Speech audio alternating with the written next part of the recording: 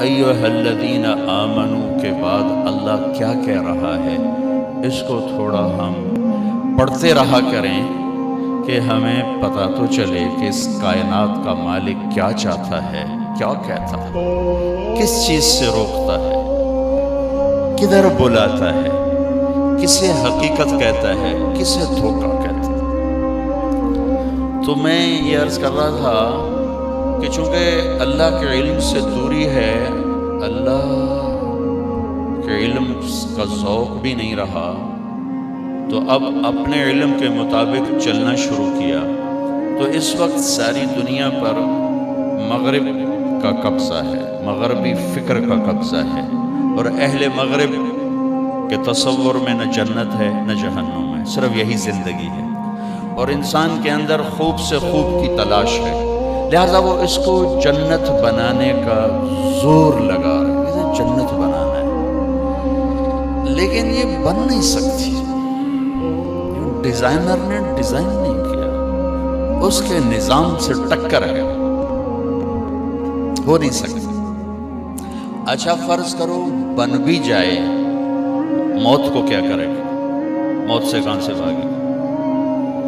وہ جو بعض روایات میں آتا ہے کہ یمن کے بادشاہ شداد نے کہا جو جنت مسلمانوں کا رب ان کو موت کے بعد کہتا ہے میں یہیں بنا دیتا ہوں، تو اس نے پورا ایک چھوٹا سا شہر آباد کر دیا، بنوایا، اس میں سارے گھر سونے کے، چاندی کے، اور سڑکیں سونے کی، چاندی کی، کافی عرصہ وہ جنت بنتی رہی بنتی رہی۔ جب وہ مکمل ہو گئی تو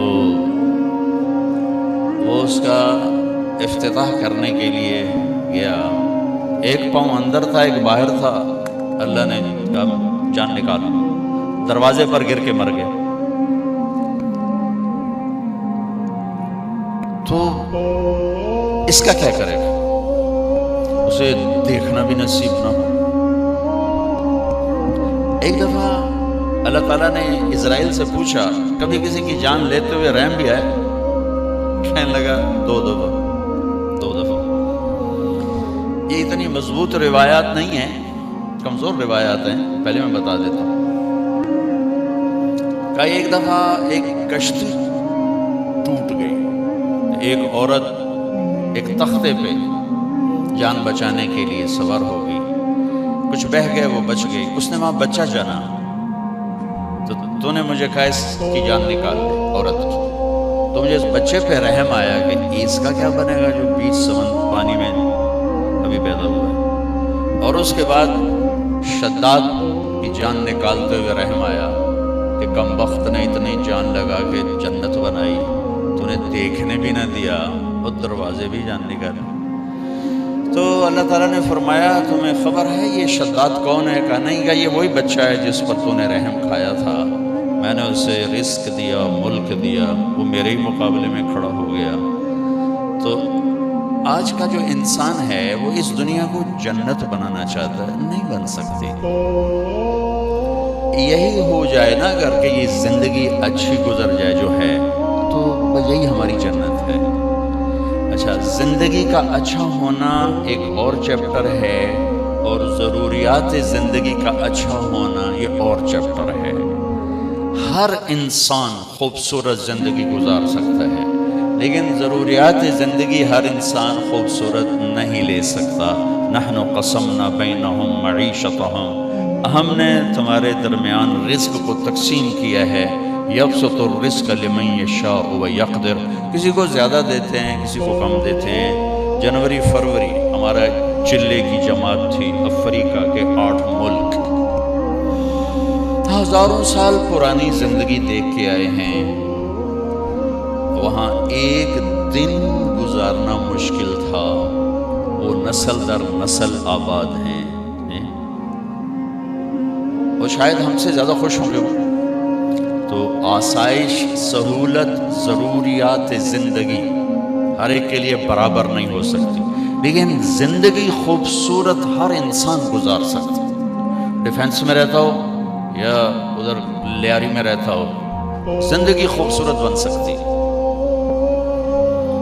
وہ جو میں 8 ملک دیکھ کر آیا ہوں افریقہ کے، ان میں رہتا ہو، یا ابھی میں انگلینڈ سے ہو کے آ رہا ہوں، 2 ہفتے کا میرا سفر تھا، وہیں سے سیدھا آپ کے پاس آ رہا ہوں، یا انگلینڈ کی زندگی ہو، زندگی کو خوبصورت بنانا ہر مرد عورت کے لیے برابر اسباب ہے۔ ضروریات زندگی کسی کی زیادہ کسی کی کم۔ زندگی خوبصورت بنتی ہے اللہ اور اس کے رسول کے سامنے سر جھکانے سے۔ لَقَدْ كَانَ لَكُمْ فِي رَسُولِ اللَّهِ أُسْوَةٌ حَسَنَةٌ لِمَنْ كَانَ يَرْجُو اللَّهَ وَالْيَوْمَ الْآخِرَ وَذَكَرَ اللَّهَ كَثِيرًا۔ اللہ تعالیٰ نے بڑی خوبصورت بات فرمائی۔ اللہ یوں بھی کہہ سکتے تھے کہ میرے نبی تمہارے لیے مکمل زندگی لائے ہیں۔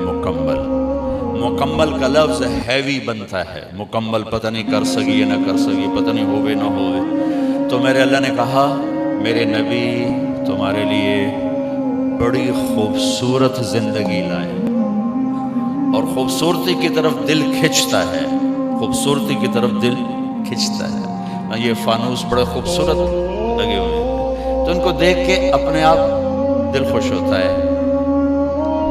ہر خوبصورت چیز کی طرف دل کھنچتا ہے، وہ آواز ہو، وہ کلام ہو، وہ تحریر ہو، وہ کوئی منظر ہو، وہ کوئی شکل و صورت ہو، وہ کپڑا ہو، وہ زیور ہو، گھر ہو، گاڑی ہو، ہر خوبصورت چیز کی طرف دل کھنچتا ہے۔ تو میرے اللہ نے کہا میرے نبی تمہارے لیے بہت خوبصورت زندگی لائے۔ کائنات میں کوئی مرد عورت اگر زندگی خوبصورت بنانا چاہتا ہے تو اسے اللہ کے محبوب صلی اللہ تعالی علیہ وسلم کے پیچھے چلنا پڑے گا۔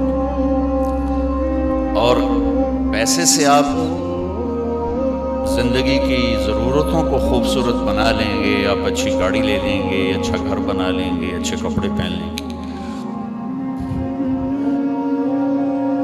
جب میرے نبی نے اخلاق دکھائے تو اللہ تعالیٰ فرماتے تھوڑا جا سخت ہویا کر، تھوڑا جا نرم ہویا کر۔ جیسے اللہ نے کہا لمبی نماز نہ پڑھ میرے نبی، تھوڑا درمیانی پڑھیں، سارا خرچ نہ کریں، کچھ بچا کے رکھیں، زیادہ روئیں دھوئیں نہیں، اپنا کام کریں، تبلیغ کریں، اتنا زیادہ دکھ درد نہ اٹھائیں۔ جب اللہ کے نبی نے اخلاق میں پرواز کی تو اللہ تعالیٰ نے شاباش دی، اِنَّكَ لَعَلَىٰ خُلُقٍ عَظِيمٍ۔ اے میرے حبیب، آپ کا رب آپ کو شاباش دیتا ہے کہ آپ کے اخلاق بہت عالی شان ہیں، بہت عالی شان۔ آپ انسانی اخلاق جو سوچے جا سکتے ہیں سب آپ کے تابع ہو چکے ہیں، سب آپ کے غلام ہو چکے ہیں، اور آپ ان پر چھا چکے ہیں۔ اِنَّكَ لَعَلَىٰ، آپ چھا چکے ہیں سارے اخلاق پر۔ اور قسم اٹھائی قسم کے ساتھ، نون والقلم وما یسطرون، مجھے قسم ہے قلم اور اس کی تحریر کی، ما انت بنعمت ربک بمجنون وان لک لاجرا غیر ممنون وانک لعلی خلق عظیم۔ میرے حبیب، آپ کا رب قسم اٹھا کے کہتا ہے سارے اخلاق آپ کے غلام بن چکے ہیں، آپ کے تابع ہو چکے ہیں۔ تو میرے بھائی بہنوں، زندگی کو خوبصورت بنانا ہے تو اپنے نبی والے اخلاق سیکھیں۔